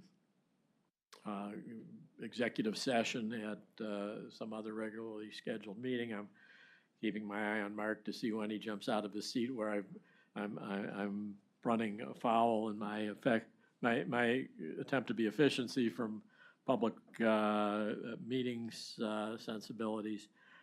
But that I have learned that that was very much the way it had been done in the past, and ended with a more timely evaluation for the director than we have been able to provide in recent years. And at the end of the day, to my way of thinking, timely evaluations with the opportunity to make corrective action is a goal that is important in employee oversight and management, and evaluations delayed by process don't become terribly effective because it's time for the next evaluation by the time we complete the last. So I'm anxious to hear generally how people feel about it. At this point, the major deviation from the past, as I see it, is that in the last several years, each committee member was asked to also fill out the evaluation independently, and then that was combined, correlated, and sent back. What we're suggesting here is more of a reacting to the employees' evaluation and trying to build on that. So first, Mark, maybe just because I'm reading body language, you might want to add something before we throw it open to the committee to discuss. Right, we just don't want to conduct a meeting through email or in our daisy chain type fashion. Right. So I think there's no problem distributing the self-evaluation to the members, who then can feed their reaction to the chair to then assemble as a collaborative work, rather than the members interacting with each other and bouncing ideas off each other offline, which would run afoul of the Public Open Meetings Act. But that's really my intention, and thank you for saying it much better than I was able to get out. And I would tell you that, to sort of stress test the plan, Corey has already filled out an evaluation, and I have a feeling of comfort about how this process may work, just less now than a month after the end of the year, which is the evaluation period. So, okay, throw open for discussion among committee members, or Corey, you might have something to add as well. When is the evaluation due? I don't know that there is a prescribed due date. Our plan was to be able to approve it at the second quarter meeting. I don't know whether charter or otherwise there's a hard due date. The audit committee calendar that we have established has the director submitting the self-evaluation by this meeting, and the committee reviewing and potentially approving at the second quarter meeting. So we will be able to send it out shortly after the meeting. I did not want to send it out in advance of having the discussion of the process, and particularly since I was only interim chair at the time. Seemed presumptuous. Rich, it's intended to be an annual review, so ideally, Corey will be here a year in the second quarter, at the end of the second quarter. So sometime second quarter or shortly thereafter would be ideal. And is the evaluation basically a county evaluation where there's criteria there and then, okay, I see. So this is your annual county appraisal. It's kind of a mixture of both. Prescribed by the county. The form we're using was prescribed by the county. I know they're going through a process right now that with, I don't know if it's gonna look the same or different, but this is the form that was used over the last 5 to 6 years as the director, and we use this internally with staff as well. So it establishes criteria in there that we were given from the county that long ago, and also it has responsibilities of the director in there that's also weighted or measured. If this were any other department in the county, this would all be a routine HR process. What makes this unique is the independence of the department requires that it report to us, and we have to try to adapt our procedures as best we can, using the tools that the county can provide. Has felt right, even though it's not necessarily going through the same channels that other departments would. I think it'll be clearer once we do send out the self-evaluation that has been done. Okay, I don't think we have to approve that, and I just would tell you all to look forward sometime, probably in the next week or two, depending on just schedules. We'll have that out. Great. Okay, next agenda item, 8K, is the annual update to council report. I think we did have some discussion about this at our last meeting, but maybe not. Maybe I'm just confusing. This is a new year. Oh, okay, I see. So this is planning. Okay, go ahead. This is so under the audit committee bylaws, there's a requirement for the audit committee to report to council every year on the audit committee's compliance with the charters and Department of Internal Audit's performance. So how this works, typically has worked, and I'm up for feedback from the committee members, but I will prepare a report, the same annual report, similar annual report that's been prepared in the past, send it off to the committee for committee's review, and then we'll use next meeting to review or approve to send it off to council. And then that's sent off to council, and a date is established or requested a date to update council through a committee meeting through the public. So if you recall, I did that for 2023's performance in November of last year, presenting to council. Okay, any questions on the plan? Okay, well, I'm excited that we are pretty much on schedule and actually getting to the part of the meeting I had talked about earlier, where we'll have a chance to focus much more than I believe we have in recent memory on reports that have been released, hear about them, react to them, and also the status of those engagements that are currently ongoing. I would point out that our meeting was calendared to go through noon, but our pacing of the agenda would have us ending at 11:21. That's pretty precise. But we do have some time. That doesn't mean I want to be inefficient with it, but I'm really quite glad that we can have this opportunity to hear about the work that's really being done in the department, as opposed to hearing most of this up to now is about sort of how the sausage is made. Now we get to see and taste the sausage.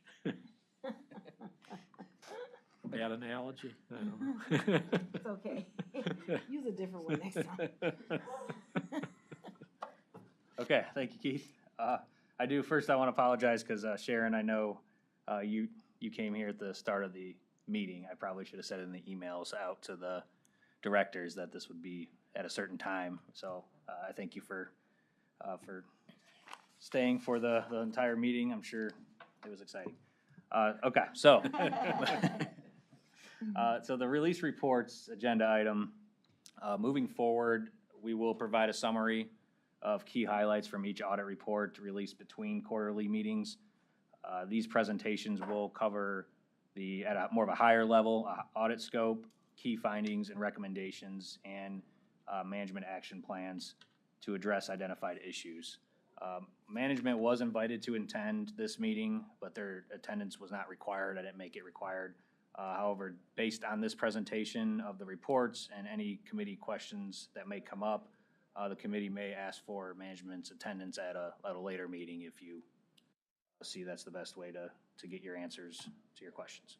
Okay, so on to the audit reports. There were 3 released audit reports since actually over the last about 4 or 5 months. Included all 3 of them on the agenda today. The first one up on the screen, and these are all the reports I'm showing. These are posted to our website, so these are public documents. The Emergency Rental Assistant Program audit, which is for the Housing and Community Development Department, was released on October 15th of 2024. The primary objectives for this audit were to assess the progress made on action plans developed in response to findings from federal and state audits, and to evaluate policies and procedures and internal controls related to the ERA program. I do want to express my appreciation to the department for their efforts since the audit. I do know that we've observed that some of the recommendations, especially contract related, have been implemented.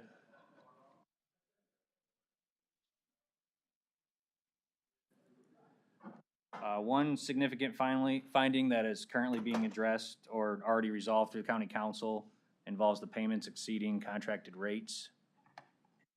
The department utilizes contractors to deliver services such as the Emergency Rental Assistant Program to county residents. We identified instances where payments were made to contractors at a higher rate per case than what was initially approved in the contract. This occurred in over 280 cases between 2021 and 2024. However, I do want to note it's important that the total amount paid in these contracts did not exceed the total contract amount approved by council. It was just the rate per case that was being paid more than what was in the contract. So the department did acknowledge that this was an oversight and has since returned to council to correct the contract error, which I believe they just did last week. And it went in front of council to correct that error. Additionally, in this audit, we did make several key recommendations, such as increased transparency in the procurement process. Before you move there. Okay. With regarding the excess rate, no suggestion or evidence of fraud involved No. in that? Okay. No, not from what we could identify, no. Okay, thank you. Other key recommendations include increased transparency in the procurement process. Departments should include significant contract amendments such as retroactive payments or rate increases rather than limiting them to just the contract periods and total dollar increases. That's detailed in this report. We also did recommend strengthening the subrecipient monitoring and provider reconciliations to improve internal controls and oversight. So this, at a high level, this is also presented in the audit report highlights. So I don't know if anyone has any specific questions or want me to address anything else in the report, but I was just planning on presenting on some of the key findings or recommendations.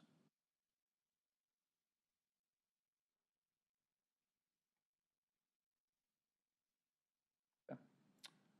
All right, I'll move on to the public records management. And I want to acknowledge, so Sharon, if you don't, if both of you don't mind introducing yourselves, I apologize.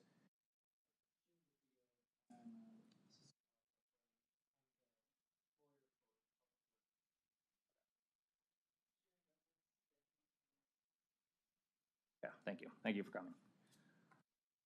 The public records management audit was an audit on county archives, records commission, and microfilm. This was released on December 2nd of 2024. The objectives of this audit related to assessing policies and procedures and internal controls related to county records management and evaluating compliance with the county code and state record retention laws. While instances of noncompliance were identified I do want to note that most of the findings that you'll see in this report are related to the county code, which is more restrictive than the revised code. We really only found one or two revised code noncompliance. So most of the things I'll go over here were more noncompliance with the county code rather than the state law. In the county code, or in the county code, record retention schedules were not posted to the county website as required by the code. The county does not have a designated deputy countywide records manager, which is required in the county code. As it goes for the revised code, the microfilm department did not produce a certificate of authenticity for imaged records to comply with the revised code, so that was noted.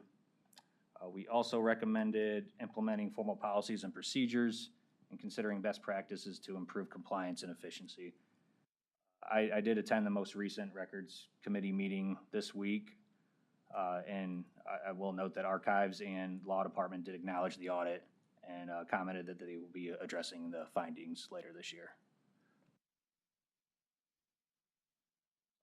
Questions for me or the staff? I would just ask, do you see any particular hurdles or difficulties in following up on resolving the findings?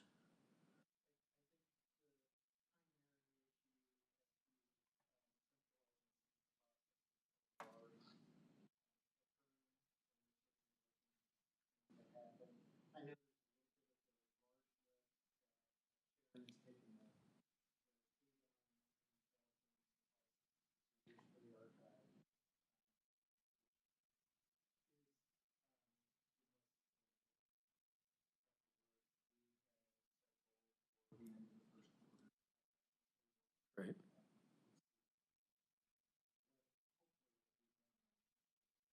Is microfilm still a medium that is frequently used to archive records anymore? Not for much longer, no. There's a new law that allowed us to charge a surcharge of $5 per document, so we are going to eliminate, microfilm is so expensive and you have to have the machines and the film is beginning to deteriorate.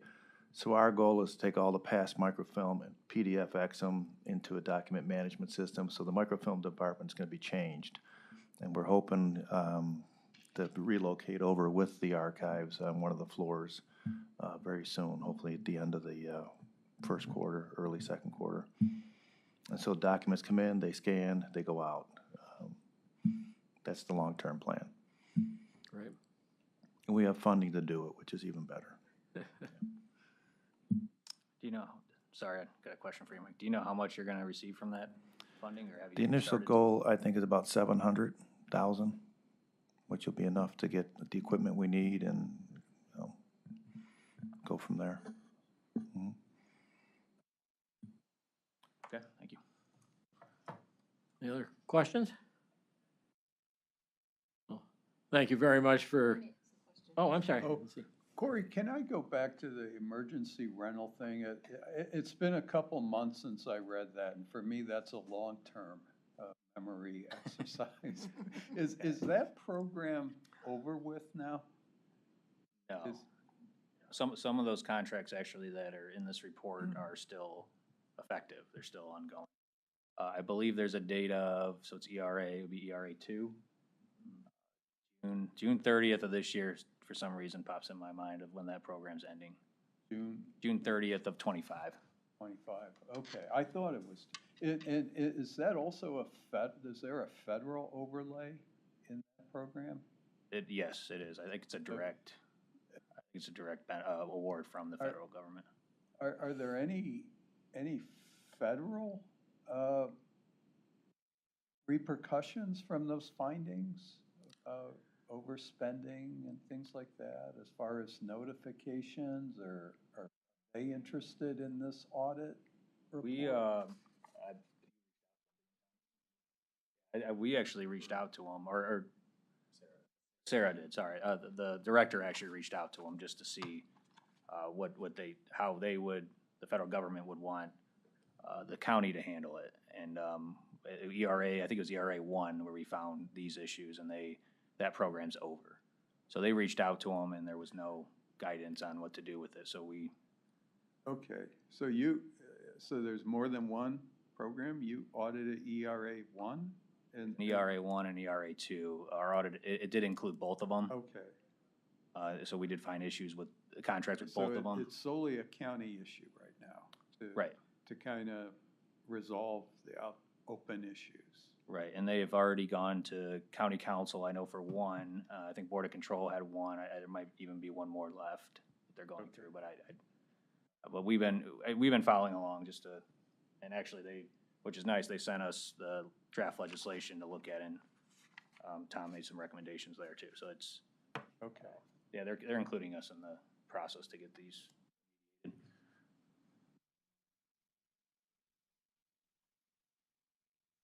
Yeah. Thank you. Thanks for your participation and sticking with us. Okay, the third and final report for presentation today is the Criminal Justice Information Sharing Audit. This was actually an attachment in your attachments for the meeting material, but it has since been posted. It was posted on Monday, so you can find it online as well. This report was released on Monday. Objectives included assessing the accuracy and adequacy of revenue received by the courts for the Regional Enterprise Data Sharing System, which is REDS. The REDS system is REDS program is a $5 fee charged on moving violations throughout the county. So that $5 fee is then remitted monthly to CGIS, this REDS program, and there is a REDS board as well, a part of this program that's more of an advisory board. So just a brief history on REDS, as some of these findings relate to that program. Key findings and recommendations include revenue concerns and missing payments. These recommendations and findings, I do want to note that they were aware, the department is aware of these potential revenue concerns even before we came into the audit. So we did identify that there were reduced revenues, there were potential missing revenues during the audit. One municipal court was not paying monthly REDS fees as required. But I do also want to note that we have a revenue confirmation audit as part of our audit plan this year to further review these issues. So working with the director, Brandy Carney, and her team and the REDS board, we have that as part of our audit, is to review this a little bit more on getting support from the courts of supporting their actual payments right now, or at least before they weren't getting support, like generated support from systems or anything coming with the check payment. So we made recommendations that going forward, they get the supporting documentation on a monthly basis, but going back, we were also going to be part of a confirmation audit for 2023 or 2024. Also a part of this audit was the CGIS fund balance monitoring. So public safety, justice services, we did recommend that they implement regular monitoring of their CGIS fund balance. An annual general fund subsidy has been provided to the fund, but it may not be necessary in the short term. I know this year the general fund subsidy was not done this year in 2025. Although we do see revenues are declining, there is a fund balance from prior years that remain in this fund. So we did recommend establishing a formal fund balance policy to determine the appropriate reserve level for the CGIS program. And I can say that management has committed to addressing the fund balance monitoring this year. And I don't know if it's been done yet, but they plan to go to the board to talk about what they're going to do. I was a little confused in reading the report. It seemed that there was, and I think the number was maybe $1.8 million that was sort of in the fund but off the radar screen of people responsible for oversight of the fund. But then I read that and went, oh, good, there's money that can be returned to the general fund and help deal with budget deficits or whatever. But then the comment was, no, we'll spend it. Is there? Yes. It's a hard question I'm trying to ask, particularly in a public setting, but Is it within our purview to observe the veracity of the spending that comes out of that fund? Would that be part of our audit responsibility? That was part of this review too, historical spending, at least to make sure that it was in compliance with the CGIS fund and the REDS program. But going back to the actual fund balance and reverting it back to the general fund, there's only specific reasons per the revised code that you're allowed to advance or move money back into the general fund that may have been put in there over the years. So this was a lot of conversations between us and the executive's office in sheriff's office that maybe the best way would be just to spend it on program specific expenses rather than try to figure out a way to put it back in the general fund, because there's very limited things that you have to do to move it back in the general fund, and the revised code is very specific.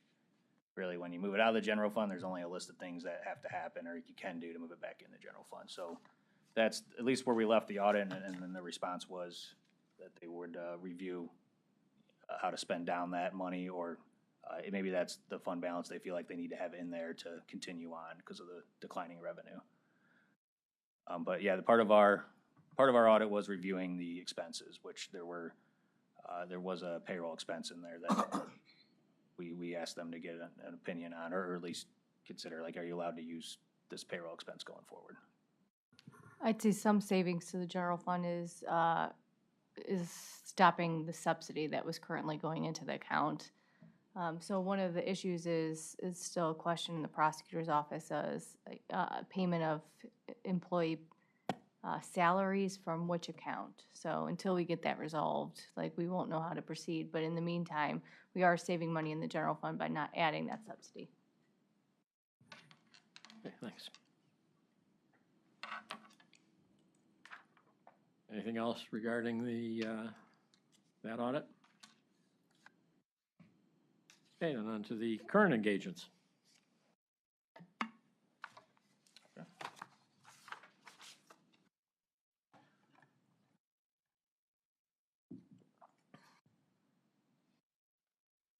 So before I hand it over to Josh here on the current engagements, I do want to point out, and I know, Keith, I believe you saw this, but not the rest of the committee yet. So historically, we provided a BVA with a lot of columns and a lot of information. So what we attempted to do going forward is to limit it down to some of the questions asked of the committee, at least over the last 6 months, that is just relevant to the committee. So I know one of the questions asked, and Keith, I think you're the one who brought this up last meeting, is seeing a table or some sort of numbers on each engagement, what we budgeted, what the actual was throughout the year.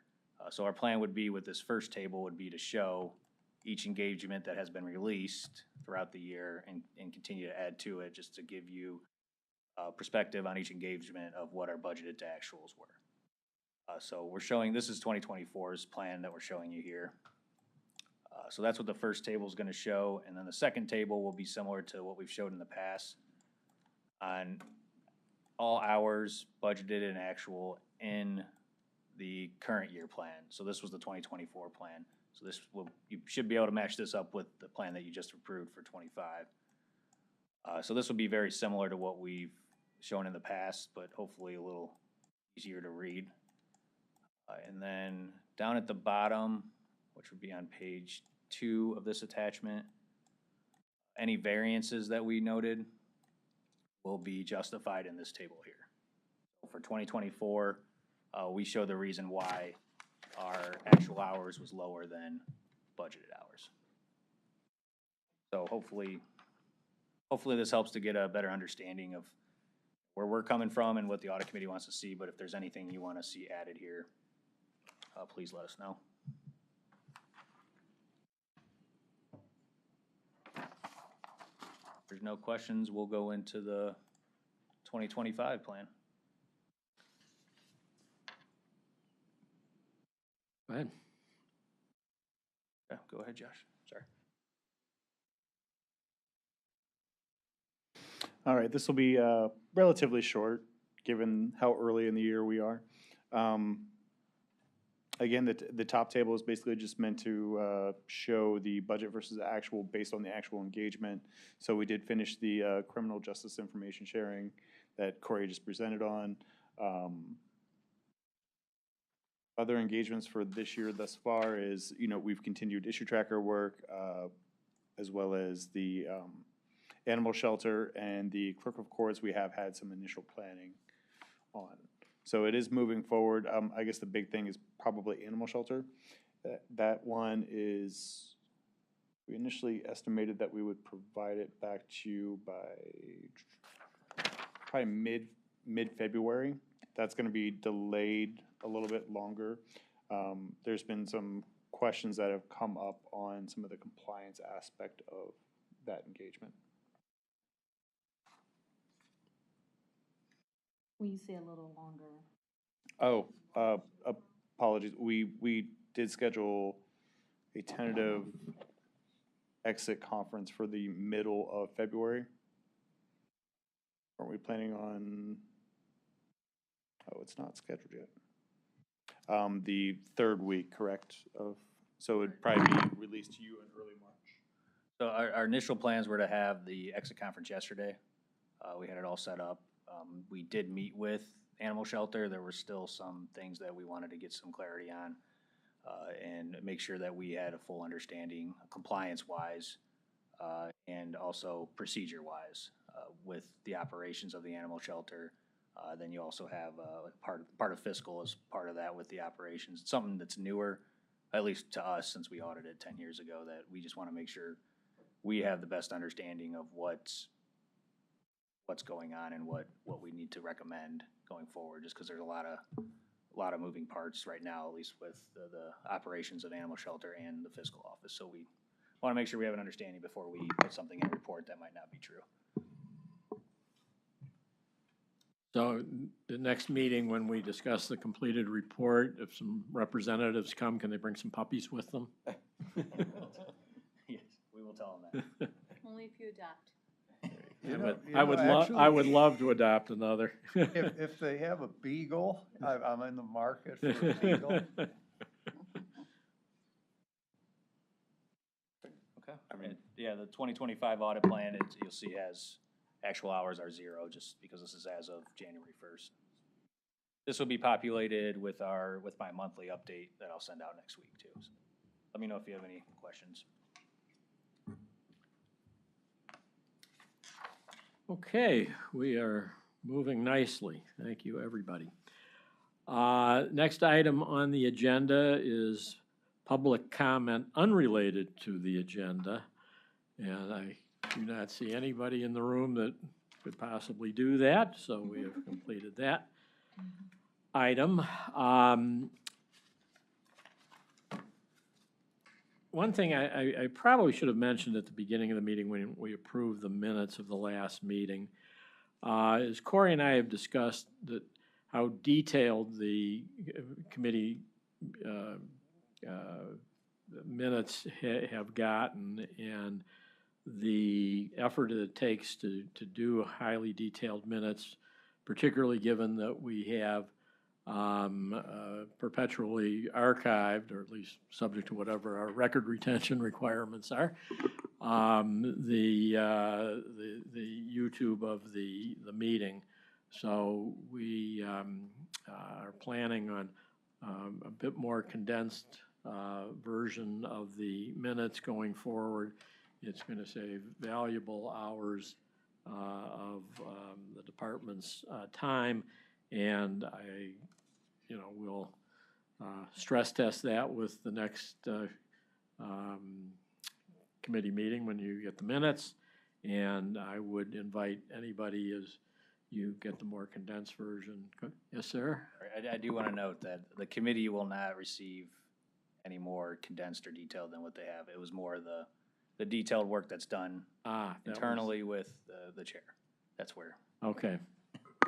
Never mind, but let me say that there was another set of minutes that was almost a replay of minute by minute, comment by comment, so we're gonna forgo that. Okay. So the next meeting is on May 29th at 9 a.m.